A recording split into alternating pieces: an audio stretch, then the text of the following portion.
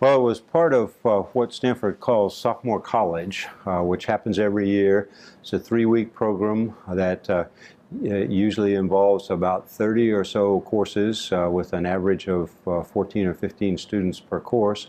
And the faculty propose them, and the sophomore college, which is a part of the Dean of Undergraduate Studies, evaluates the proposals, makes some choices, and we were fortunate enough to be able to teach a course that we called When Engineers Go Sailing. And it was a description of basic engineering concepts using the America's Cup technology as a method of illustrating the application of those concepts. And the thing that makes for the timing that you mentioned is that the Cup is only sailed usually every 3 to 5 years by the last winner, who becomes the defender of the Cup, and a series of challenging teams.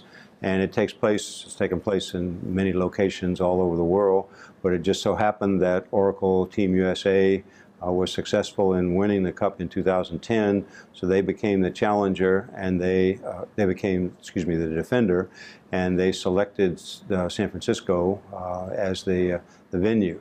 So that 3-week period that is the normal sophomore college schedule right before classes start for autumn quarter happened to map perfectly with the schedule for the racing. So we were very fortunate.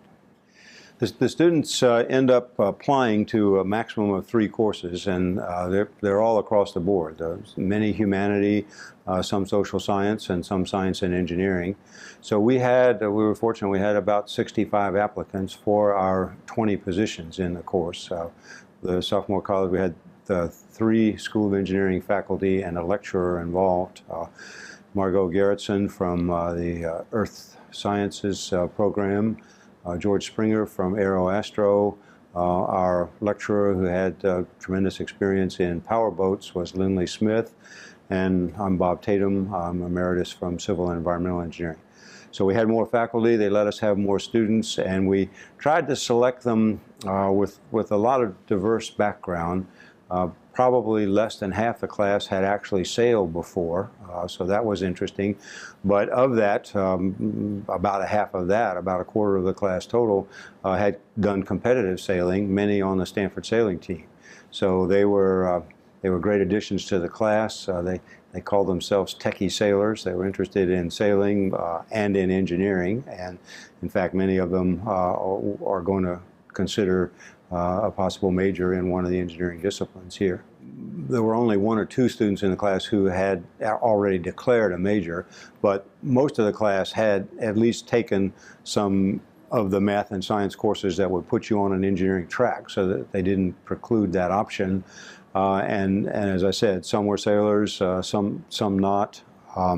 So we tried to get a good bit of diversity. We had, I think, just about half female in the class, which we're always happy to be able to do in anything related to engineering.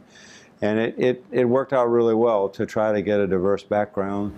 There were 2 group assignments, one with 2 students analyzing an individual race in detail.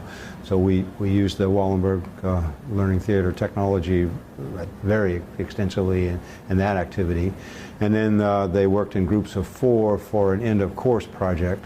So they had group experiences with people with different backgrounds, and we put those together to try to emphasize the diversity. And I think they learned tremendously from each other, there's no doubt about it. Well, we had 3 weeks of class sessions, and the first 2 weeks for the mornings, we pretty much focused on describing and illustrating application of the engineering fundamentals and concepts from various disciplines. We did materials, basic structural materials, particularly carbon fiber composite materials, and structural engineering for the boats. George Springer had a good background in that area. We did fluid mechanics and fluid modeling for both the wind in the sails and the hulls and the water. So Margot Gerritsen did that, and she had experience, as did George, with prior Cup teams, consulting to help them in those areas. And we also provided some background about the history of the America's Cup, the way the races are set up and the organizations involved. So that was our morning for the first 2 of the 3 weeks. Then the third weekend, the mornings were mostly devoted to finishing their group projects. Turned out that they picked components of the sailing yachts. We hadn't anticipated. We just provided a fairly flexible assignment that they could pick topics that applied what they learned and help them further extend that learning and integrate it. But one of the teams was interested in the hull design, one in the sail, which was a wing sail design, and 2 in the foiling design. So we had really interesting reports that they prepared during the last week of class and then presented excuse me, at the very end of class. So the mornings were full with regular class sessions and those specific activities. The afternoon we called afternoon academic activities, and we had a whole range of things that were really, I think, important parts of the course, even though they weren't formal classroom settings. We went sailing at the Stanford Sailing Center. As I said, about half the class didn't have experience sailing, so it was a great afternoon with a good bit of wind, and they actually did some racing even. We had some good coaching from the sailing team members and even one of the sailing coaches.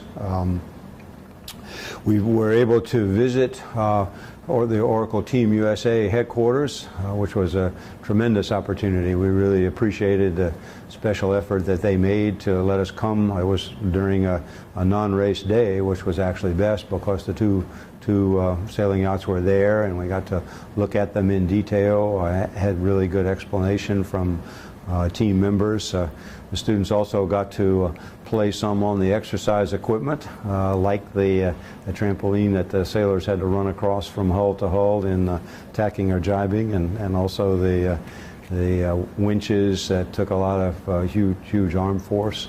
So that was an example of another good afternoon activity. We did a couple activities in labs on campus, one electron microscope to analyze materials, and one actual material process for carbon fiber.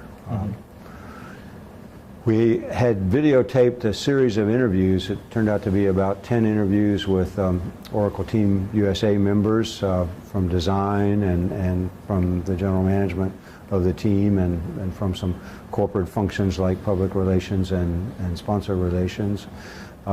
We also interviewed a couple people who were critical with the America's Cup Race Management Organization.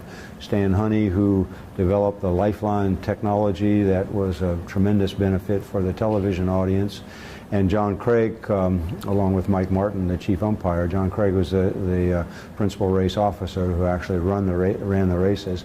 So we knew they wouldn't be available during the course because that would be during the race, but they were willing, starting in April or so, we did a series of interviews at Oracle or at the San Francisco office of the America's Cup organization. So there were busy days. They were long days with lots of activities, and it's a real great thing to be able to work with a group of students that can focus on one thing rather than the 3 to 5 other classes that they have, and also to have the capability to use space like this and to be able to take field trips that all supported the learning in the class. It really.